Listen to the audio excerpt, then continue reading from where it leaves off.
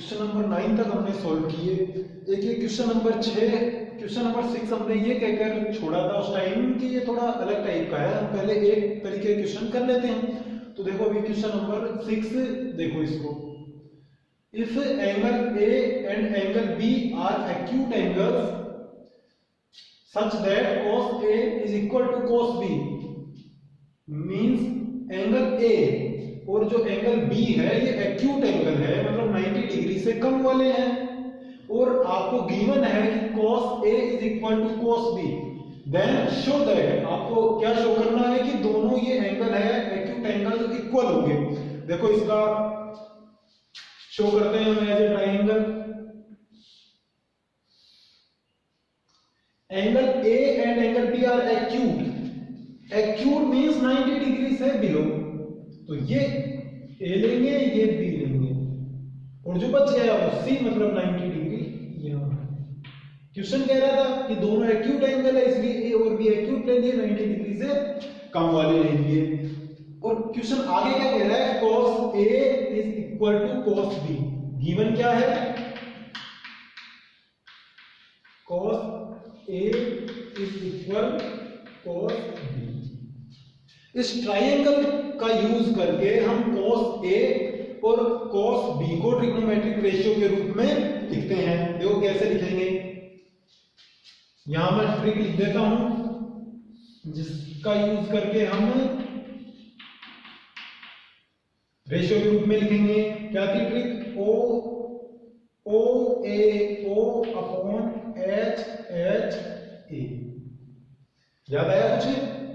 cos A, cos के लिए किसका यूज करेंगे, first sin A, cos A और tan A, cos A के लिए इसका यूज करेंगे। देखो cos A is equal to A upon H। देखो एक एंगल A के रेफरेंस में बात कर रहे हैं, A के रेफरेंस में अपोजिट डायरेक्शन ये है, अपोजिट साइड ये है, तो ये हो गया A। एडजेंट साइड ये है तो इसको A से शो करेंगे, एडजेंट मतलब पास की साइड, बिल्कुल इसके अर्थ ही। और ये तो सबसे लंबी भुजा, ग्रेटेस्ट साइड ऑफ ट्राइंगल, ये तो हाइपोटेन्यूस होगी, ठीक है। ये एंगल A के रेफरेंस में बात की है हमने, क्या A अपॉन H, कोस के लिए A की वैल्यू क्या है AC, H की वैल्यू देखो, H मतलब ये AB, ठीक है। cos A की वैल्यू पता कर ली, cos B की पता करते हैं।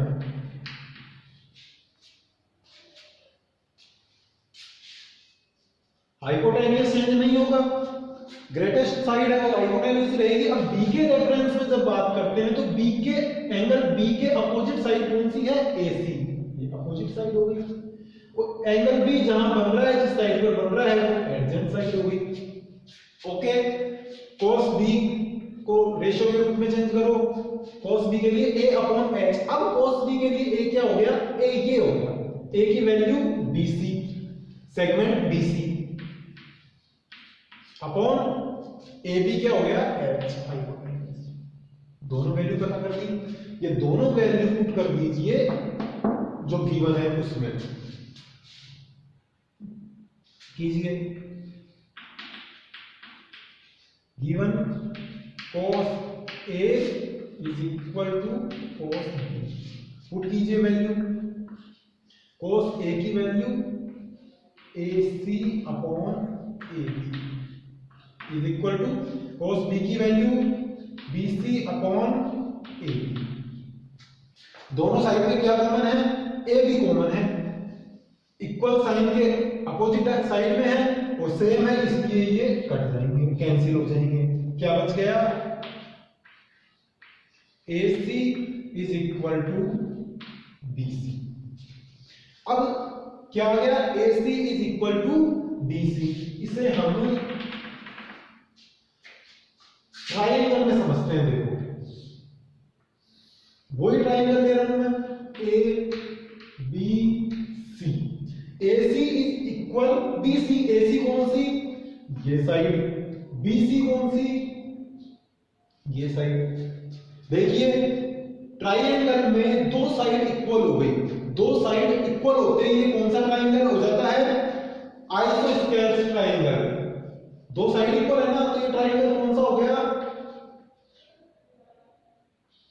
Isosceles triangle. शायद इतनी दूर शो नहीं हो रहा, मैं थोड़ा नीचे लिख देता हूं उसको।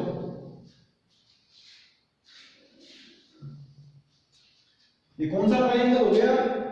Isosceles triangle.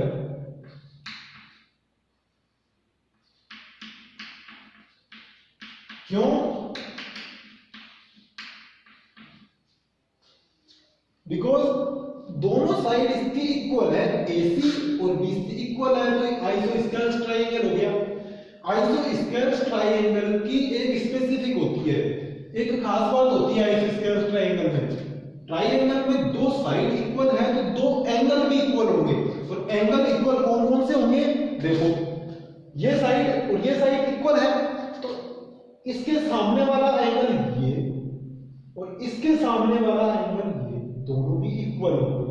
ये प्रॉपर्टी है ट्राइंगल की कि ट्राइंगल में यदि दो साइड इक्वल हो जाती है तो दो एंगल भी इक्वल होंगे। ट्राइंगल में तीनों साइड इक्वल है तो तीनों एंगल इक्वल होंगे। यहां दो साइड इक्वल थी तो दो एंगल इक्वल हो जाएंगे, और इक्वल कौन कौन से होंगे? साइड के अपोजिट वाले। इस साइड के अपोजिट में ये एंगल है, इसके अपोजिट में ये एंगल है, तो दोनों इक्वल हो जाएंगे। लिखेंगे क्या हम? क्यों लिख रहे हैं पर ऐसा?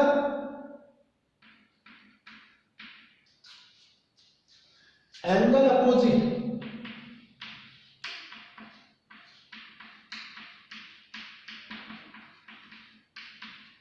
To equal sides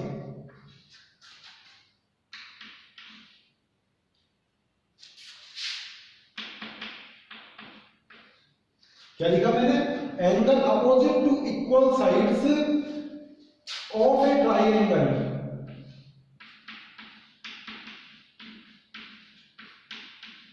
angle opposite to equal sides of a triangle are equal.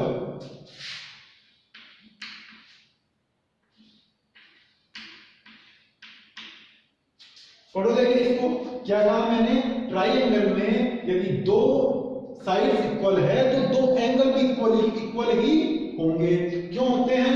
कारण लिखा हमने, angle opposite to equal sides of a triangle are equal. जो angle opposite to equal sides के जो अपोजिट जो एंगल है वो भी इक्वल होते हैं, तो जो अपोजिट एंगल थे ये भी इक्वल होंगे। लिख दो यहां, तो कौन कौन से एंगल इक्वल हो जाएंगे? Angle A equal angle B. यही हमको प्रूफ करना था, यही शो करना था। देखिए आ चुका है।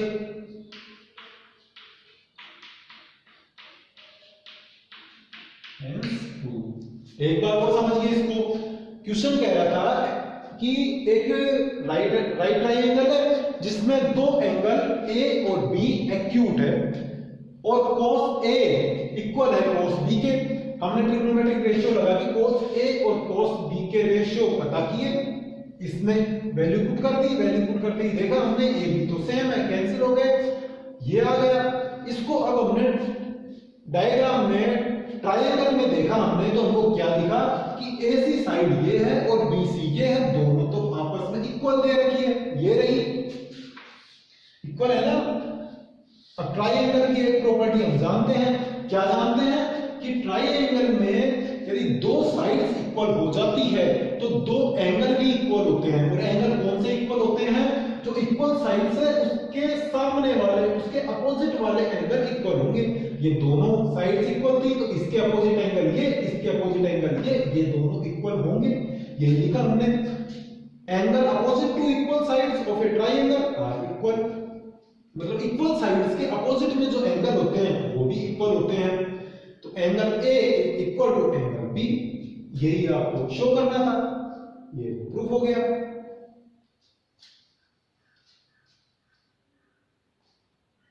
इन सभी क्वेश्चन को जो हमने सॉल्व किए हैं आप अपने नोटबुक में नोट करेंगे।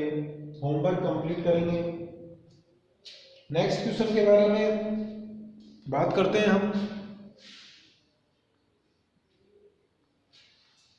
Next question, question number 10। देखो, इन triangle PQR right angle at Q, right angle किस पॉइंट पर है? Q पर। Q पर आपने राइट एंगल बना दिया, बचा एक P और दूसरा R। आगे कह रहा है PQ प्लस QR बराबर equal to 25 centimetre and PR equal to 5 सेमी। PR कौन सी है? PR, ये आपको दे रखी है 5 सेमी,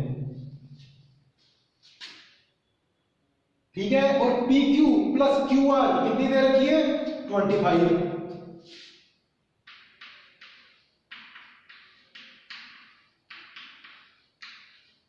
ये आपको गिवन है। फाइंड आउट क्या करना है? Sine P cos P tan P means P के रेफरेंस में ऑल ट्रिग्नोमेट्रिक रेशियो हम पता करेंगे।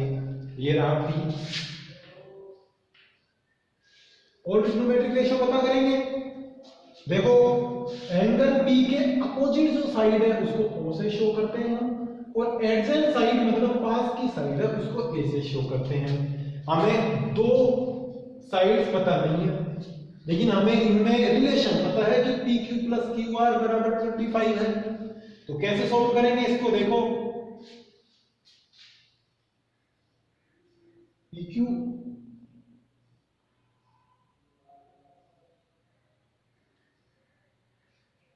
क्वेश्चन लिखने में थोड़ी मिस्टेक हो गई, उससे मैं इसको ठीक कर देता हूं। एक मिनट देखिए, जो PQ है 5 है, PQ मैंने 5 सॉरी जो PR 5 लिखा मैंने, ये PQ है,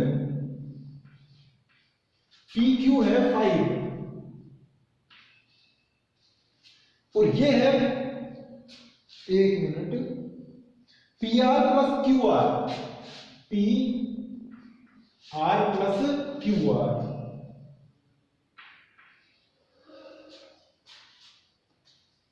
ये क्वेश्चन है वो बाई मिस्टेक गलत हो गया था। देखो, ये हाइपोटेन्यूस है, हमें दो वैल्यू पता नहीं है लेकिन इनमें रिलेशन पता है। कोई नहीं, हम इसको एक वैल्यू को इधर ट्रांसफर कर देंगे। कीजिए, अगर QR को इस साइड में ट्रांसफर किया तो प्लस में है, हमें यहां था, इधर आके माइनस में बदल जाएगा। 25 माइनस QR, लो, एक वैल्यू ये है अपने पास में, दूसरी वैल्यू ये है। हमने PR कौन सा है? PR क्या ले लिया, क्या मान लिया? 25 माइनस QR। ओके, दो वैल्यू पता है, तीसरी फाइंड आउट करनी है। कैसे करेंगे? पाइथागोरस थ्योरम का यूज करेंगे भाई, पाइथागोरस थ्योरम।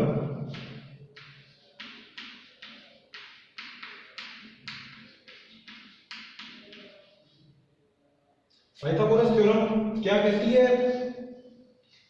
हाइपोटेन्यूस का स्क्वायर, कीजिए PR, हाइपोटेन्यूस का स्क्वायर किसके इक्वल होता है? Sum of square of other two side. Other two side का स्क्वायर करना है और उनका सम कर देना है। अदर टू साइड क्या क्या है? PQ, इसका स्क्वायर किया, एंड QR, इसका स्क्वायर किया और इनका सम कर देना है, इसके इक्वल होता है। वैल्यू को कीजिए इनमें से। PR की वैल्यू हमारे पास है 25 माइनस QR, स्क्वायर करना है, होल स्क्वायर कीजिए, पूरे को स्क्वायर इसलिए होल स्क्वायर किया, is equal to PQ। PQ की वैल्यू क्या है? 5, स्क्वायर करना है, कीजिए, प्लस QR फाइंड आउट करना है, QR रहने दीजिए ऊपर। इसका स्क्वायर कैसे करेंगे? आइडेंटिटी पढ़ी है आपने, कौन सी? A माइनस B का square is equal to A square minus 2AB plus B square. इस आइडेंटिटी का यूज करेंगे। देखो, A की वैल्यू किसके बराबर? 25, तो 25 स्क्वायर माइनस 2, A की वैल्यू 25 और B की value QR, 2 into 25 into Q R plus B की वैल्यू क्या है क्यू आर का स्क्वायर कीजिए इज इक्वल टू इस वैल्यू में ये तो यूं बन जाएगा 5 स्क्वायर हम जानते हैं 25 होता है प्लस क्यू आर स्क्वायर। ठीक है, देखिए इस टर्म में इस इक्वेशन में क्यू आर इस साइड भी है इस साइड भी है और इनके साइन सेम है तो आपस में कैंसिल हो जाएंगे, जानते हो आप ये बात। तो क्यू आर स्क्वायर से क्यू आर स्क्वायर कैंसिल कर दिया, क्या वैल्यू बच गई देखो 25 स्क्वायर कैसे करेंगे 25 इंटू 25 क्या आएगा 625 माइनस सॉल्व कीजिए इसको 25 इंटू 2 50 क्यू आर ये तो कैंसिल हो गया कुछ नहीं है यहाँ इज इक्वल टू 25। वैल्यू हमें क्यू आर की फाइंड आउट करनी है, कैसे करेंगे देखो क्यू आर की वैल्यू फाइंड आउट करने के लिए इस टर्म को यहां रखेंगे बाकी सबको इधर ट्रांसफर कर देंगे दूसरी साइड कीजिए -50 क्यू आर क्या किया ये वैल्यू तो फाइंड आउट करनी क्यू आर की 625 को इस साइड में ट्रांसफर कर दीजिए करो 25 माइनस 625 625 सोल्व करेंगे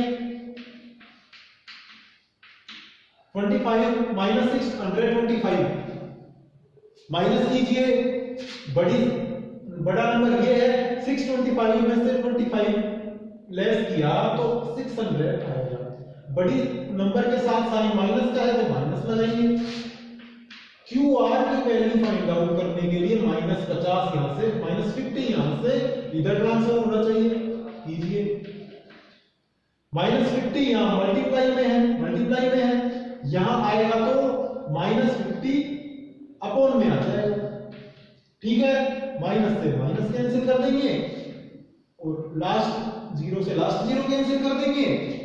अब 60 को आपको डिवाइड करना है 5 से कीजिए 5 1 जा 5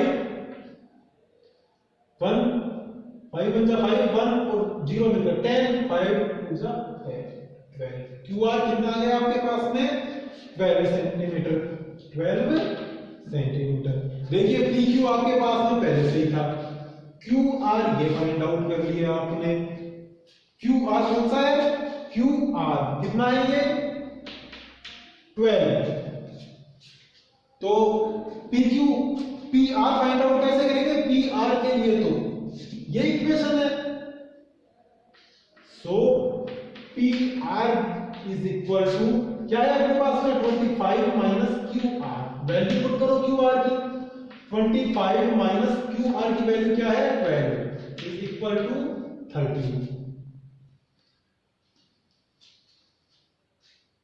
is equal to 30 centimetre.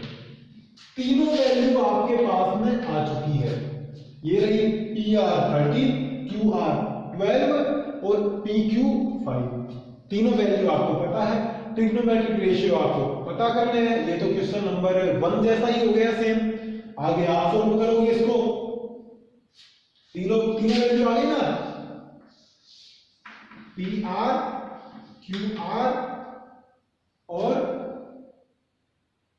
P Q तो 5 है, पी आर 13 है और क्यू आर 12 है। तीनों वैल्यू का यूज करके और ये ट्रिक का यूज करके O A O upon H H A 6 के 6 ट्रिग्नोमेट्रिक रेशियो आप पता करोगे। नोट कीजिए इसको या स्क्रीनशॉट ले लीजिए इसका। नेक्स्ट क्वेश्चन, नेक्स्ट और लास्ट क्वेश्चन देखते हैं आप। क्वेश्चन नंबर 11 ये है जो ट्रू फॉल्स है। हमें रीजन भी देना है कि क्वेश्चन फर्स्ट है इसका जो ट्रू है तो क्यों ट्रू है और फॉल्स है तो क्यों फॉल्स है। देखिए जो फर्स्ट क्वेश्चन है इसका वो है the value of tan a is always less than 1। मतलब tan a की जो वैल्यू है वो हमेशा 1 से छोटी होती है। देखते हैं नहीं छोटी होती है या नहीं होती। देखो tan A, इसका ट्रिग्नोमेट्रिक रेशियो निकालने के लिए जैसा हम पहले करते हैं, ट्राइंगल लिया, A के रेफरेंस में बात कर रहे हैं, तो A की अपोजिट डायरेक्शन ये, अपोजिट साइड ये, और एडजेंट साइड ये, और हाइपोटेन्यूस जो सबसे बड़ी ग्रेटेस्ट साइड है, ठीक है। tan A का फॉर्मूला एक बार ट्रिक के हिसाब से दिखा देता हूं आपको, यही आता है या नहीं, O upon H A, first sine के लिए, सेकंड कॉस के लिए, तीसरा tan के लिए, थर्ड tan के लिए। देखिए O upon A, O means opposite side, opposite side, A means adjacent side, adjacent side लिखा मैंने, ठीक है। देखो यदि ये जो ट्राइंगल है, जो आइसोस्केल्स ट्राइंगल हो जाए, जैसा कि हमने क्वेश्चन नंबर 6 में देखा था, क्वेश्चन नंबर 6 में देखा था, देखिए कैसे, एक मिनट, इस ट्राइंगल को थोड़ा नीचे बना देते हैं, A B C, जो राइट ट्राइंगल है, ये आइसोस्केल्स भी हो जाए, मींस ये साइड और ये साइड इक्वल हो जाए, तो क्या होता है देखते हैं। देखिए जो अपोजिट साइड है वो यहां क्या है, देखिए वहां से O means BC upon A means A, ये tan A का फॉर्मूला है, tan A का रेशियो है। क्या किसी ट्राइंगल में ये दोनों साइड्स इक्वल हो सकती है? क्या हो सकती है? हमने क्वेश्चन नंबर 6 में ही देखा था। देखिए अगर ये दोनों साइड इक्वल हो जाए, एक मिनट के लिए हम मान लेते हैं कि जो ट्राइंगल है वो आइसोस्केलेस है। क्या मान लिया कि BC और AB बराबर है, इक्वल है। अगर इक्वल हो जाएगा तो क्या होगा, BC और AC सेम है तो कैंसिल हो जाएंगे, कैंसिल होकर क्या आएगा 1, क्या आएगा 1। बट क्वेश्चन तो हमसे ये कह रहा है कि 1 से ऑलवेज कम होगी tan A की वैल्यू, और हमने क्या प्रूव किया कि tan A की वैल्यू 1 से कम नहीं 1 भी आ सकती है।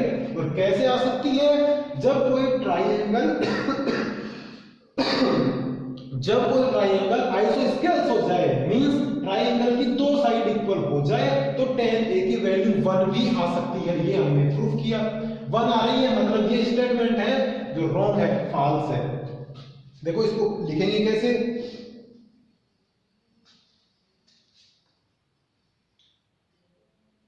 लिखेंगे कैसे, ये तो मैंने समझाया आपको। देखिए लिखेंगे कैसे, if opposite side to angle A and adjacent side to angle A are equal, then tan A is equal to 1. If opposite side to angle A and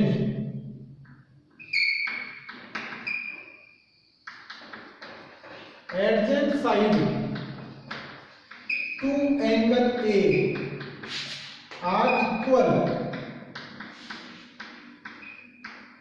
दोनों इक्वल हो जाएगी ये साइड, तो क्या होगा, means BC is equal A भी हो जाए किसी ट्राइंगल में, तो tan A की वैल्यू क्या आ जाएगी, then tan A is equal to BC upon AB है अपने पास में। अब ये इक्वल हो गया किसी साइड में, तो BC की जगह मैं क्या लिख सकता हूं, AB की जगह क्या लिख सकता हूं, BC कैंसिल होकर 1 आ जाता है। जो स्टेटमेंट है वो कह रहा है कि tan A की वैल्यू हमेशा 1 से कम होगी, बट हमने क्या प्रूफ कर दिया कि tan A की वैल्यू 1 से कम क्या 1 भी आ सकती है, 1 भी आ सकती है। देखिए 1 आ गई, कब आई, जब दोनों साइड्स इक्वल थी। तो स्टेटमेंट कैसा हो गया, फॉल्स। तो जो स्टेटमेंट है वो कैसा है, फॉल्स। रीजन दिया वो ये दे दिया हमने कि किसी ट्राइंगल में अपोजिट साइड और एडजेंट साइड इक्वल हो जाए तो tan A की वैल्यू 1 भी आ सकती है। नोट कीजिए इसको।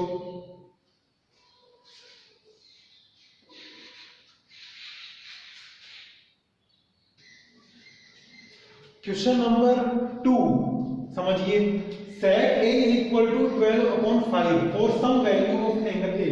क्वेश्चन पूछना चाह रहा है हमसे कि किसी एंगल A के लिए क्या sec A की वैल्यू 12 upon 5 हो सकती है क्या। चेक करते हैं। देखिए सेक ए दे रखा है, मतलब राइट ट्राइंगल की बात होगी, हमने राइट ट्राइंगल बनाया, वहां पर बी पर हमने राइट एंगल दिया, इसके ठीक सामने अपोजिट डायरेक्शन में जो साइड है वो हाइपोटेनियस है, और ए के रेफरेंस में बात कर रहे हैं तो एंगल ए ले लिया, ए के रेफरेंस में बात करेंगे जो अपोजिट साइड ये और एडजेंट साइड ये। सेक ए का ट्रिग्नोमेट्रिक रेशियो के फॉर्म में फॉर्मूला क्या होता है, ट्रिक लगाओ, हर जगह काम आएगी ट्रिक, ध्यान से समझ लेना, O A O upon H H A, first sine के लिए, सेकंड कोस के लिए और थर्ड टेन के लिए। अब देखो ये फॉर्मूला हम कैसे इस ट्रिक से पता करेंगे, देखो ध्यान से। साइन कोस टेन, सेक नहीं आया, आपको ये पता होना चाहिए कि सेक किसका इन्वर्स करने पर आता है। अगर आप इन सबको एक सीक्वेंस में याद कर लो तो आपको इसमें भी दिक्कत नहीं आएगी। देखो कैसे, sine cos tan cosec sec cot, इस सीक्वेंस में याद कीजिए, sine cos tan cosec sec cot, इसी सीक्वेंस में मैंने लिखवा रखा है। तो देखो sine cos tan cosec sec cot, तो यहां पर सेक का है, सेक कैसे आएगा, ये कोस की वैल्यू होती है बट इसका इन्वर्स कर दिया जाए तो सेक आ जाएगा। कीजिए इन्वर्स, इन्वर्स कैसे करेंगे, h ऊपर और a नीचे, h मींस हाइपोटेनियस, हाइपोटेनियस क्या है यहां पर AC, हाइपोटेनियस क्या है AC, और ये A क्या है यहां पर AB, ये नीचे आ जाएगा,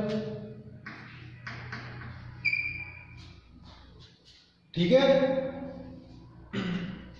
देखिए किसी ट्राइएंगल में आपको AC दे रखी है 12 और AB दे रखी है 5, देखिए AC दे रखी है, सॉरी 12 के इक्वल मानेंगे हम, तो एक मिनट के लिए देखो 12 के और AB क्या दे रखी है 5, क्या ये पॉसिबल है क्या, बिल्कुल पॉसिबल है। हम एक आइडिया लगाएं, हाइपोटेनियस अदर साइड से हमेशा बड़ा होता है, ऑलवेज ग्रेटर देन होता है, तो वो यहां दे रखा है, हाइपोटेनियस से बड़ा, हाइपोटेनियस बड़ा है इस साइड से, इससे भी बड़ा होगा, तो हम क्या कह देंगे यहां hypotenuse AC is greater than AB, बड़ा है तो ये पॉसिबल है। क्या लिखेंगे, here hypotenuse AC is greater than side AB, so इसीलिए it is possible, so it is possible, तो ये कैसा हो गया, ट्रू।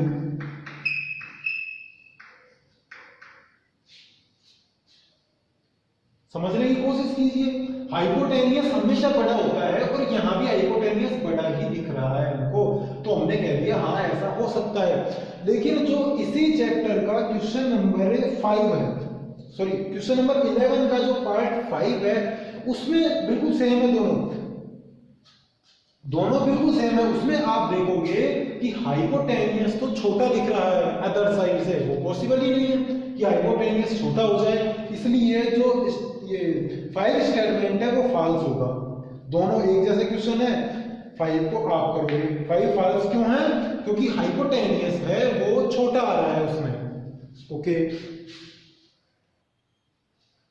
जो नेक्स्ट पार्ट है 11th क्वेश्चन का थर्ड पार्ट, वो देखिए, cos A is the abbreviation used for the cosine of angle A, means जो cos A है वो cosine A के स्थान पर यूज होता है क्या, ये तो बिल्कुल फाल्स है, क्योंकि cos A किसके स्थान पर यूज होता है, cosine A के स्थान पर, cosine of angle A इसके स्थान पर यूज होता है।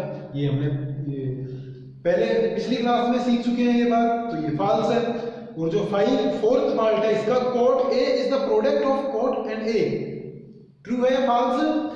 ये जो स्टेटमेंट है वो कह रहा है कि जो cot A है वो cot और A का प्रोडक्ट है, मल्टीप्लाई करने पर आता है, ये भी फाल्स है, नोट के रूप में लिखवाया है मैंने। और क्वेश्चन नंबर जो 5 है इसका वो तो सेकंड के जैसा है, आप करोगे। ऐसे ही एक्सरसाइज 8.1 कंप्लीट होती है। आगे हम नेक्स्ट क्लास में करेंगे। एक्सरसाइज 8.1 तक होमवर्क आप नोटबुक में करके मेरे व्हाट्सएप नंबर पर सेंड करोगे। ओके।